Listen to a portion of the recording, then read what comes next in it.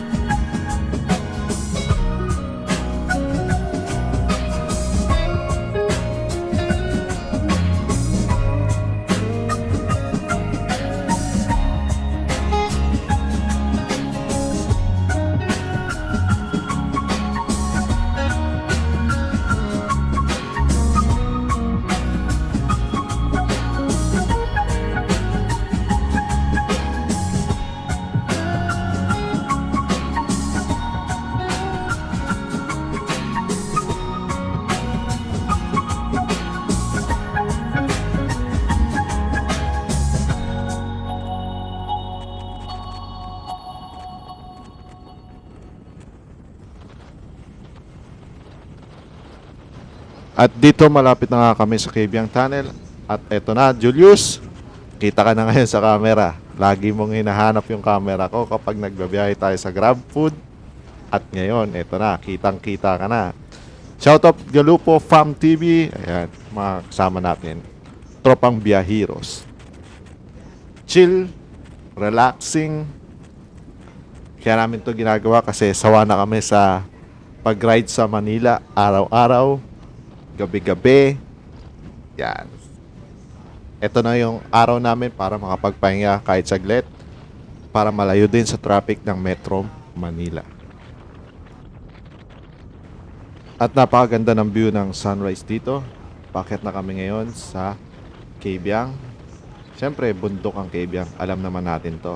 Puntahan to ng mga taga Metro Manila at mga karating na probinsya. At karamihan ng mga nag-rides dito ay hindi na bumabalik papuntang Cavite sapagkat kung mag-rides kayo papuntang Kabyang, diretsuhin nyo na hanggang Nasugbu at lalabas kayo ng Tagaytay. Para kahit papano, maramdaman naman ninyo yung lamig ng Tagaytay kahit minsan lang mangyari itong mga rides. Dahil napaka-busy natin, alam naman natin yon. Hindi lang kami, lahat ng mga nagtatrabaho. Ito na yung takas natin sa realidad. Kahit panandali ang oras lang.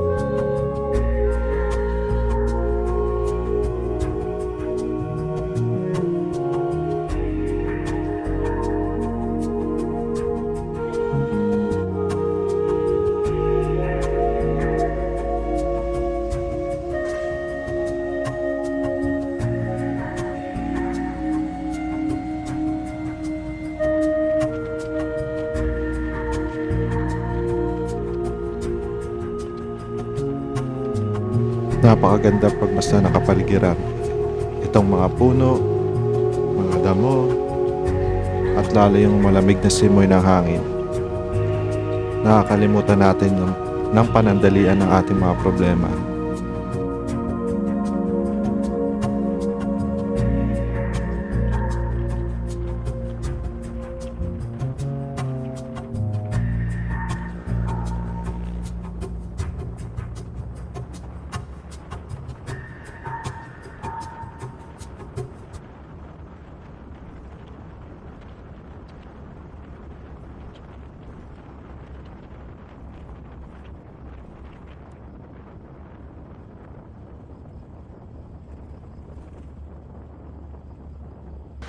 At ito na, kakaliwa na tayo dito, papunta sa Cabiang Tunnel.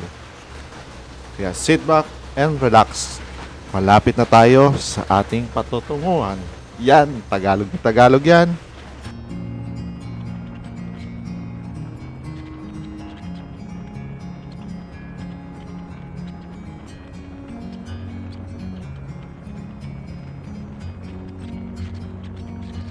Like a bird on a tree, I'm just sitting here. I got time, it's clear to see. From up here, the world seems small. We can sit together. It's so beautiful, you and me, we're meant to be in the great outdoors, forever free.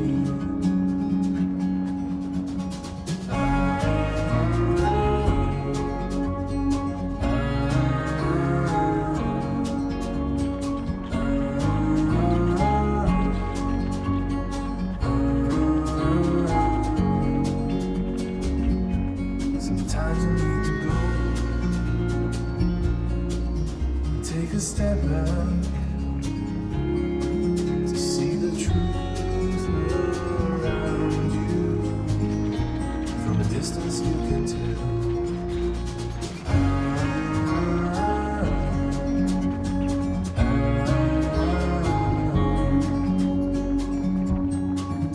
You and me, meant to be in the great outdoors, forever free. You and me, meant to be in the great outdoors, forever free.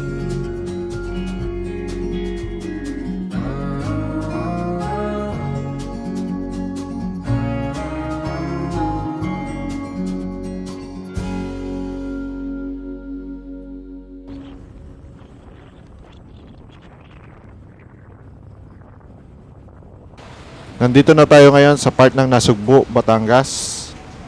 Nakalabas na tayo ng Cabiang, nagpicture, tumigil saglit, or yung stopover. At ngayon patuloy pa rin tayong bumabiyahe papunta sa Tagaytay. Dito tayo lalabas sa Tagaytay para maramdaman natin yung napakalamig na simoy ng hangin. At syempre, doon tayo kakain.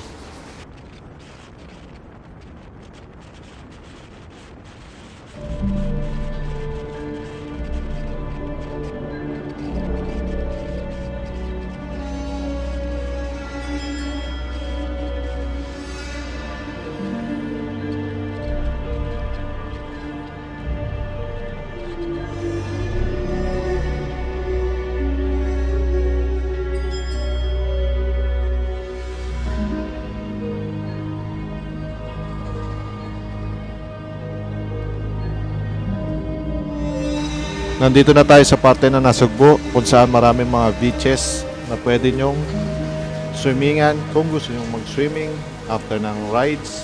Pero kami, dahil rides lang to, patuloy pa rin tayo bumabiyahe papuntang Tagaytay. Medyo mahaba ang aming lalakbayin Napakahaba ng paglabas dito sa Kabyang. Pero napakaganda ng scenery. Yung dagat, yung bundok, mga laman, mga damo, at syempre, ang ating solid na tropang biyaheros.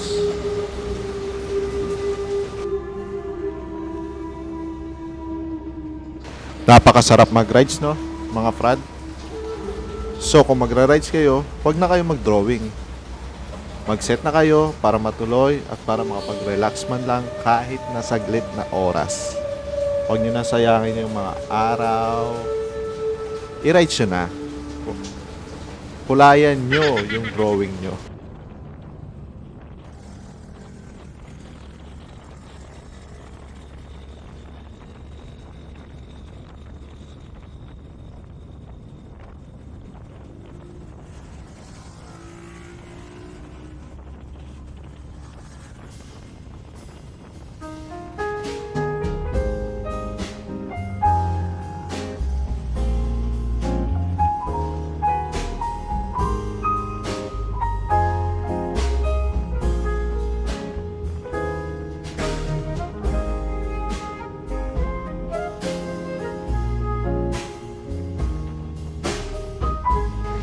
Mga prad, huwag nyo kalimutan mag-subscribe sa ating YouTube channel at pa-like and share na rin po sa ating Facebook page, FRADC. Maraming salamat sa panonood ninyo.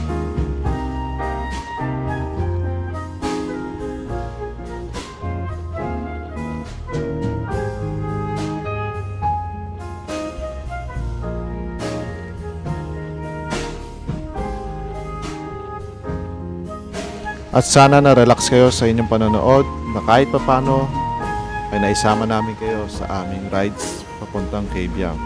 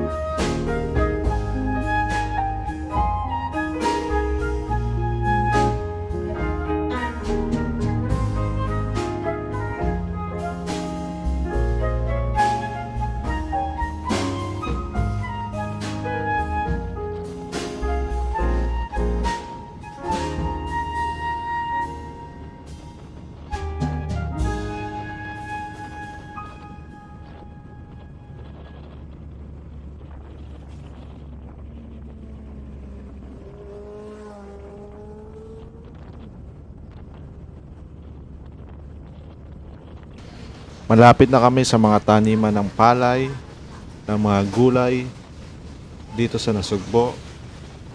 At napakaganda rin ng scenery. Kaya panoorin nyo, malapit na tayo magtapos.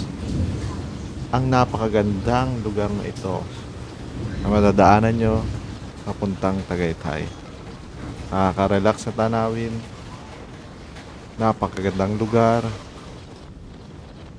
At walang traffic. Maraming salamat ulit mga prad. Have a great day. RS sa mga lahat ng bumabiyahe, sa mga naga-rides. Maraming salamat.